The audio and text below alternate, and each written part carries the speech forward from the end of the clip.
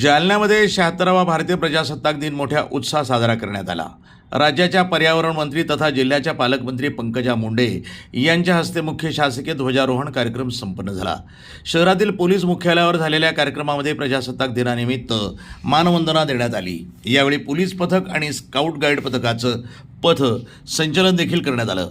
पंकजा मुंडे यांच्या हस्ते विशेष पुरस्कार प्राप्त शेतकरी, खेळाडू आणि पोलिसांचा सन्मानचिन्ह देऊन सत्कार देखील करण्यात आला।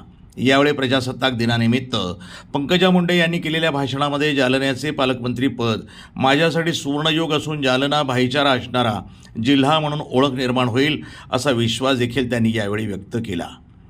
12वी नंतर उच्च शिक्षणासाठी जी योजना आहे त्या योजनेचा सुद्धा 100% लाभ या ठिकाणी देण्यात येत आहे। राष्ट्रीय पशुधन अभियान, कुक्कुट पालन आहे, शेळी मेंढी पालन आहे, गावागावामध्ये खेड्यामध्ये उद्योजक बनवण्यासाठीची योजना आहे। हे खातं माझ्याचकडे आता आहे। या खात्याच्या माध्यमातून ग्रामीण युवकाला स्वतःच्या पायावर उभं राहण्यासाठी अनेक योजना राबवल्या जात आहेत आणि जास्तीत जास्त पालकमंत्री म्हणून जालन्यामध्ये या योजना राबवून या युवकांना स्वतःच्या पायावर उभं करण्यासाठी माझं सरकार कटिबद्ध आहे।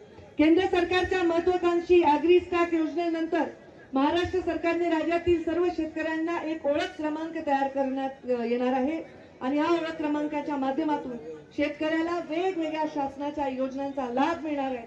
कोणीही त्याच्या योजनांचा लाभ त्याच्यापासून हिरावून घेऊ शकणार नाही।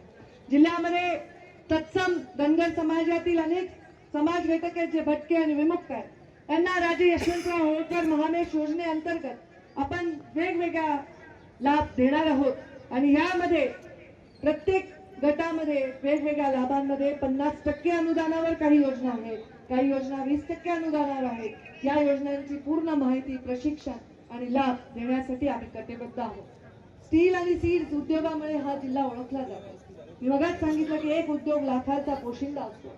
या उद्योगामुळे या भागामध्ये सिल्क आणि त्याच्यावर शेती करणारे शेतकरी आणि त्याच्यावरच्या प्रक्रिया करणाऱ्या उद्योगामुळे या जिल्ह्याची ओळख आहे।